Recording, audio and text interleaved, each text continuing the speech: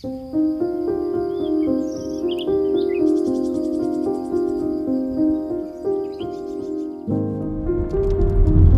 važiuojam, Aiste? Fatima. Ką veiksim Fatimą? Lankysim mamą. Geras atsakymas. Lankysim mamą.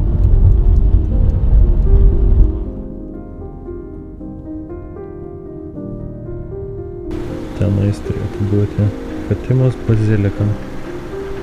Vat, tenais. Nu, kaip jautiesi atvykus Labai į laiminga. motinos žemę? Labai laiminga. Labai laiminga. Mhm. Kas ten eina? Dar viena piligrimė. Radai? Radau. Ten taip įkišau į tokią vietą. Bet labai gerai, labai gerai.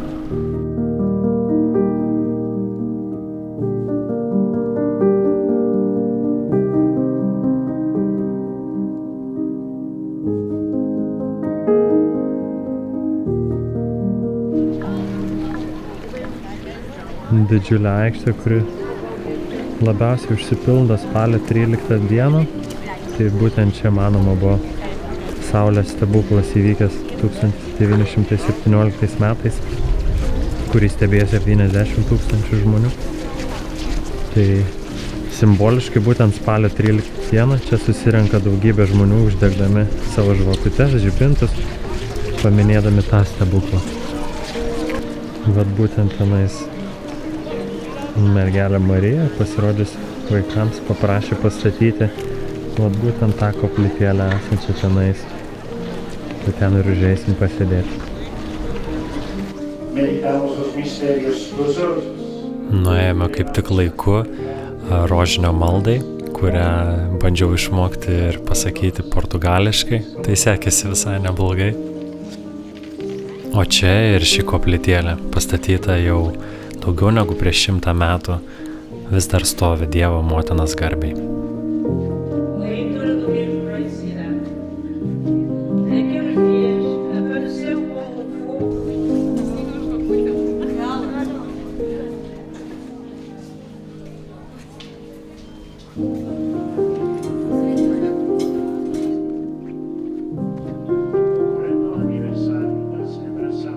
Simboliška, bet mes šias žvakės tiesiog įmetam į ugnį. Man atrodo, taip kartais ir gyvenime būna su Dievo valia. Mūsų rūpesčiai tiesiog ištirpsta kaip vaškas, jas atidavus į Dievo rankas. Tai taip ir čia atidaviau ne kiek savo rūpesčius, bet tų, kurie mano širdį.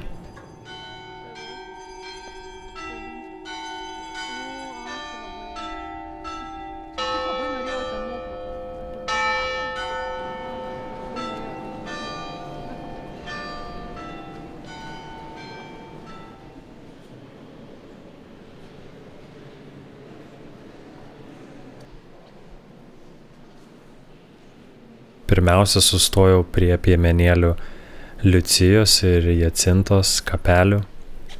Jacinta buvo jauniausia iš visų piemenėlių, mirė būdama vos 10 metų. Liucija gyveno ilgiausiai, sulaukė 98 metų, buvo visą savo gyvenimą vienuolė ir visą savo gyvenimą atidavė tarnystei. Pranciškus mirė būdamas 11, kaip ir jo sesuo Jacinta, abu jie mirė nuo tuo metu siaučiančios gripo pandemijos.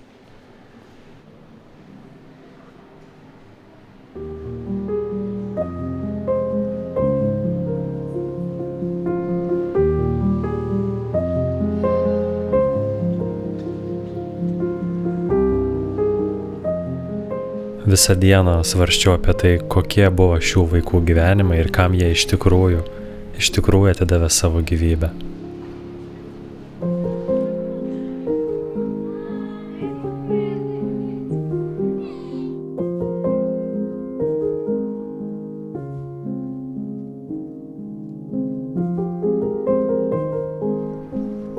Po bazilikos ėjome link kito piligrimo objekto, tai Vengrų kalvarijos.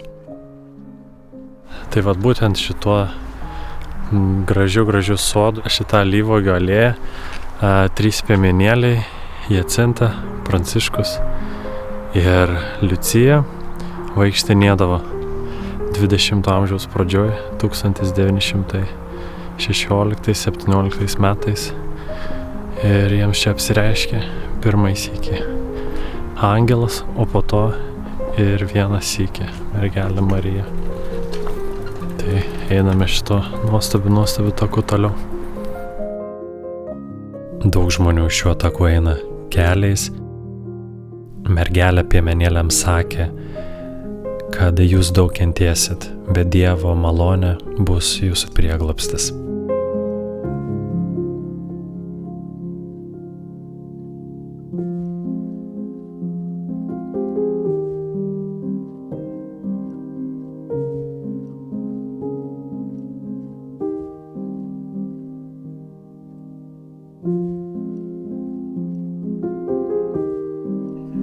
Suprantu, kodėl Marija norėtų pasirodyti tokioje vietoje, nes tiesiog žiauriai gražu ir šilta. Šilta, žalia, gera. Šilta, žalia, gražu. Ramu. Kur dar rodyti? Labas, mama. Linkėjimai.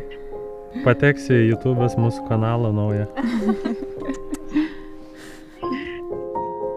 Būtent čia piemenėliams ir apsireiškė mergelė Marija ir jiems pasakė: melskitės labai daug ir atlikite aukas už tuos, kurie nusidėjo.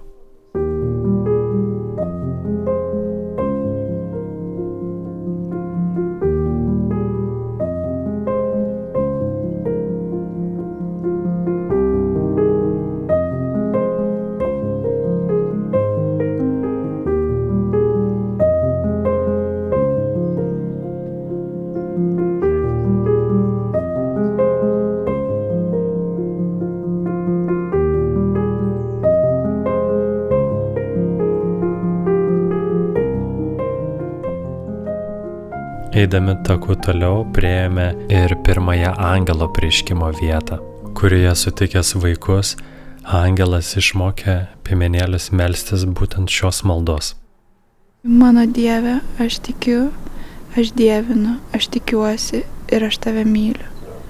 Aš atsiprašau už tuos, kurie netiki, nedievina, nesitiki ar neturi vilties ir nemyli. Amen.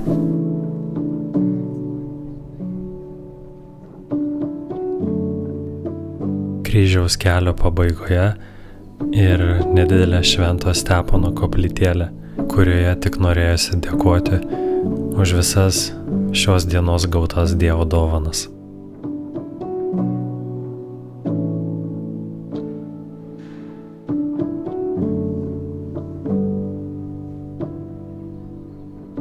Prieš paliekant Fatimos miestą dar aplankėme piemenėlių namus, tai Liucijos namus bei brolių ir sesutės Pranciškaus ir Jacintos.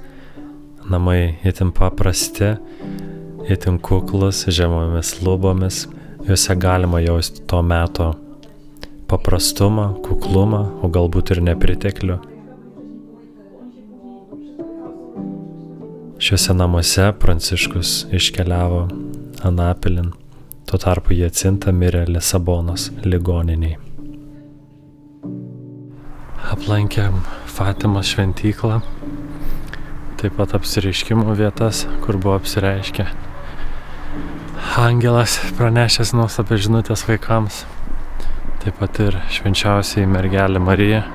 Ir jeigu trumpai, tai trūksta žodžių papasakoti,